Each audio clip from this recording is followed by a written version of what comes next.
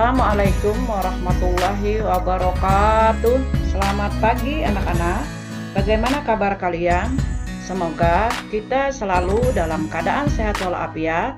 Dan salam juga buat keluarga dan semua di rumah. Salam sehat dan bahagia selalu. Nah anak-anak, kembali kita melanjutkan materi pelajaran kita, yaitu Bahasa Indonesia kelas 8 untuk SMP dan MTS. Nah, adapun materi kita pada kesempatan hari ini adalah definisi dan ciri teks eksplanasi. Nah, anak-anak, tentu kalian masih ingat dengan materi kita sebelumnya. Pada pelajaran yang lalu, kita membahas tentang teks eksposisi. Nah, materi kita pada hari ini adalah definisi dan ciri teks eksplanasi. Sebelum kita melanjutkan materi ini, Ibu akan menyampaikan tentang kompetensi dasar, yaitu 3.9, mengidentifikasi informasi dari teks eksplanasi berupa paparan kejadian suatu fenomena alam yang diperdengarkan atau dibaca. Adapun tujuan pembelajaran kita setelah mengikuti seluruh rangkaian kegiatan pembelajaran, maka diharapkan siswa mampu memahami definisi teks eksplanasi. Yang kedua, memahami ciri-ciri teks eksplanasi. Ketiga, menemukan informasi teks eksplanasi. Dan yang keempat, memahami isi teks eksplanasi. Pada pelajaran teks eksplanasi, kita mempelajari tentang definisi dan ciri-ciri teks eksplanasi, kemudian informasi dalam teks eksplanasi.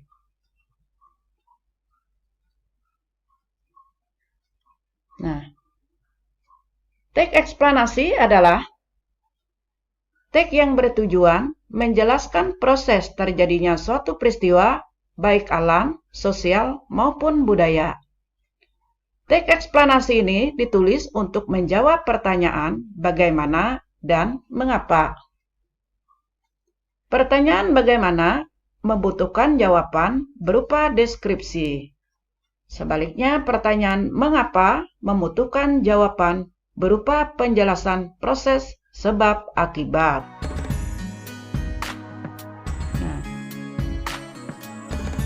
Adapun ciri-ciri dari teks eksplanasi, yang pertama adalah menggunakan istilah-istilah teknis. Yang kedua, menggunakan kalimat aktif dan pasif. Yang ketiga, menggunakan kalimat tanya. Keempat, menjawab pertanyaan bagaimana. Kelima, menjawab pertanyaan mengapa. Dan yang keenam, berdasarkan hasil penelitian ilmiah.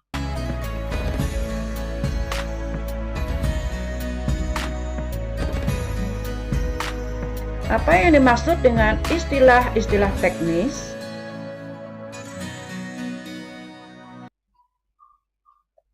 Istilah-istilah teknis adalah berkaitan dengan bidang ilmu tertentu. Teks eksplanasi yang menjelaskan fenomena alam akan menggunakan istilah-istilah teknis di bidang ilmu alam. Kadang-kadang makna istilah teknis ini jarang diketahui oleh pembaca. Pembaca dapat menemukan artinya yaitu di Kamus Besar Bahasa Indonesia atau Kamus Istilah. Istilah-istilah teknis juga sering diganti menjadi istilah-istilah populer. Penggantian ini dilakukan agar pembaca mudah memahami isi teks. Kemudian, ciri yang kedua adalah menggunakan kalimat aktif dan pasif. Yang dimaksud dengan kalimat aktif adalah kalimat yang subjeknya melakukan pekerjaan. Sedangkan kalimat pasif adalah kalimat yang subjeknya dikenai pekerjaan. Contohnya adalah Ini contoh kalimat aktif. Ibu memasak sayur di dapur. Nah, ciri-cirinya adalah imbuhan me. Ibu memasak sayur di dapur. Ini kalimat aktif. Kemudian contoh kalimat pasif. Kalimat aktif ini bisa kita rubah menjadi kalimat pasif. Caranya adalah objek pada kalimat aktif dirubah menjadi subjek. Predikat berimbuhan me dirubah menjadi imbuhan di. Subjek pada kalimat aktif dirubah menjadi objek. Nah, keterangannya tetap. Nah, perubahannya adalah sayur dimasak ibu di dapur. Ini adalah kalimat pasif. Kemudian, menggunakan kalimat tanya atau interogatif. Dan kalimat berita atau deklaratif. Kalimat tanya adalah kalimat yang mengandung makna pertanyaan. Nah, kalimat tanya ini diakhiri dengan tanda tanya. Kemudian kalimat berita adalah kalimat yang mengandung pertanyaan tertentu. Nah, kalimat berita ini diakhiri dengan tanda titik. Kemudian ciri-ciri teks eksplanasi berikutnya adalah menjawab pertanyaan bagaimana. Kata tanya bagaimana membutuhkan jawaban berupa proses sesuatu terjadi. Teks eksplanasi ditulis untuk menjelaskan suatu fenomena atau peristiwa atau kronologis. Oleh karena itu, penulis teks eksplanasi harus menguasai bidang yang ditulisnya. Nah, kemudian menjawab pertanyaan mengapa.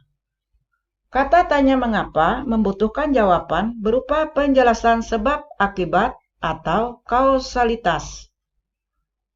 Teks eksplanasi tidak hanya menjelaskan proses, tetapi juga menjelaskan hubungan sebab akibat. Oleh karena itu, penulis teks eksplanasi harus dapat menganalisis proses terjadinya sesuatu. Kemudian ciri yang keenam adalah berdasarkan hasil penelitian ilmiah. Penelitian dapat dilakukan oleh penulis atau orang lain.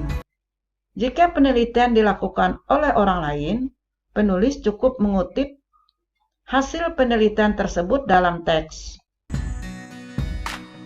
Penulis menjadikan hasil penelitiannya tersebut sebagai sumber referensi.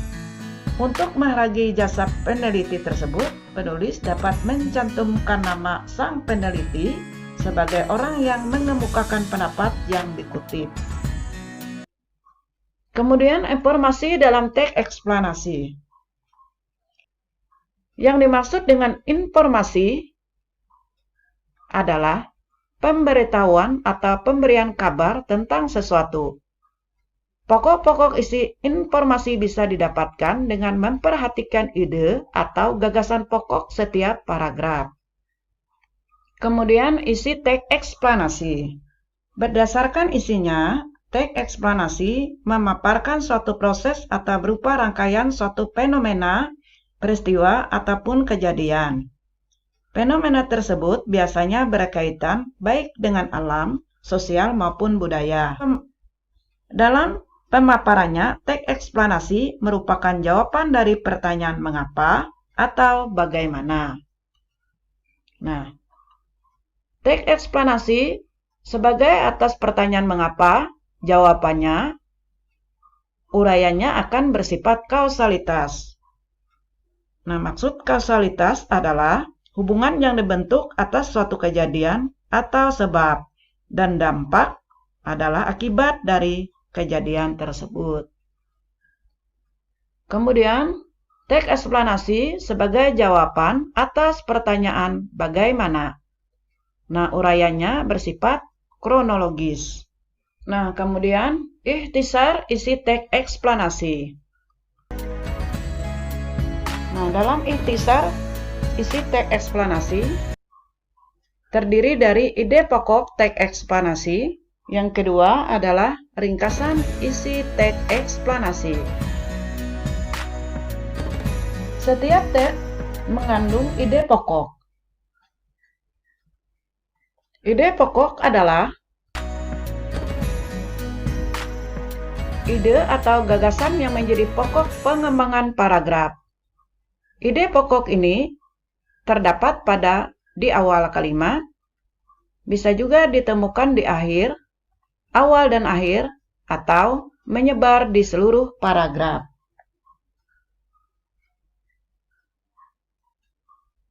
Ide pokok dapat digunakan sebagai simpulan isi setiap paragraf. Selain ide pokok, setiap paragraf mengandung kalimat utama dan kalimat penjelas. Nah, kemudian ringkasan isi teks eksplanasi.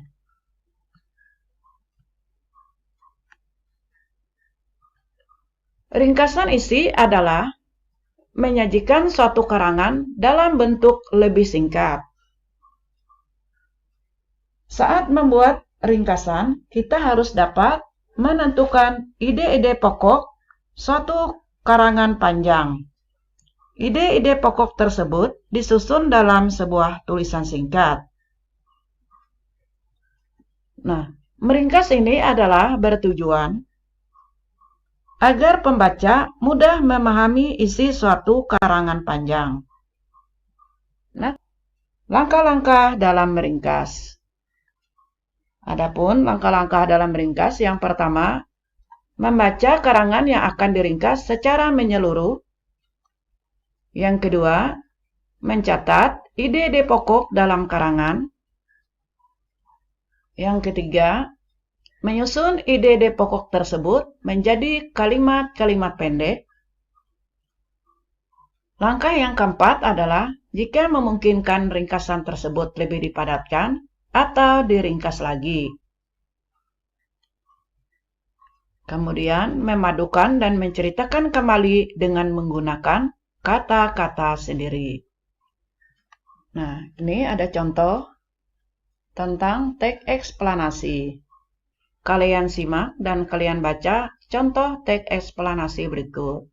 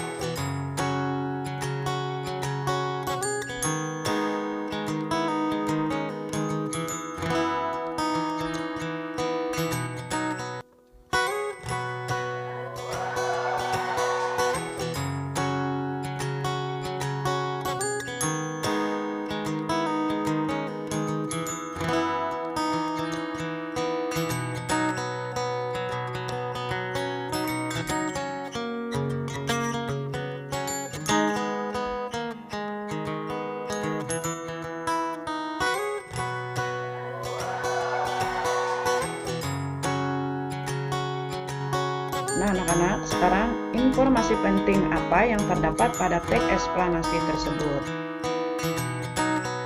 Nah, yang pertama, di dalam ilmu meteorologi, hujan es disebut dengan hail.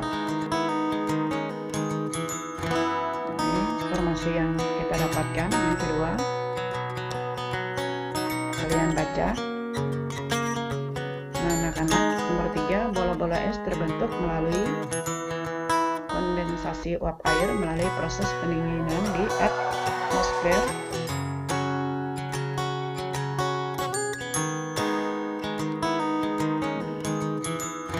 Kalian baca informasi penting yang terdapat pada teks eksplanasi yang kita baca di atas.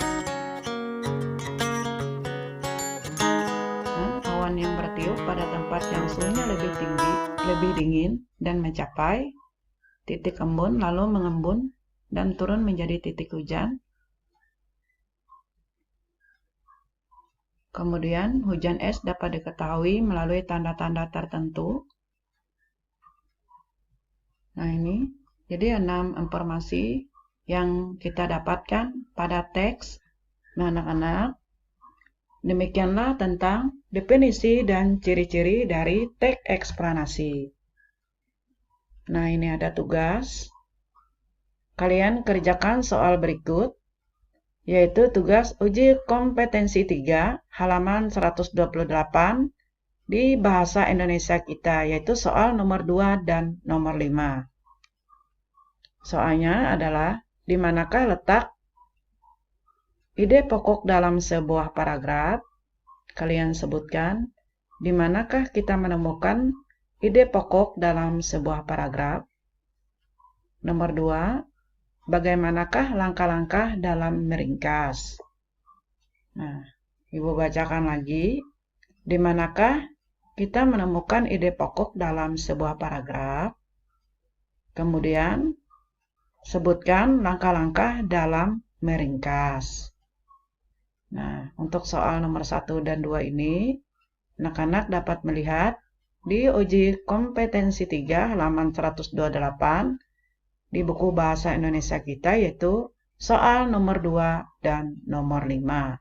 Nah, selamat bekerja, semoga sukses selalu. Nah, anak-anak, demikianlah yang dapat Ibu sampaikan. Salah hilap mohon maaf.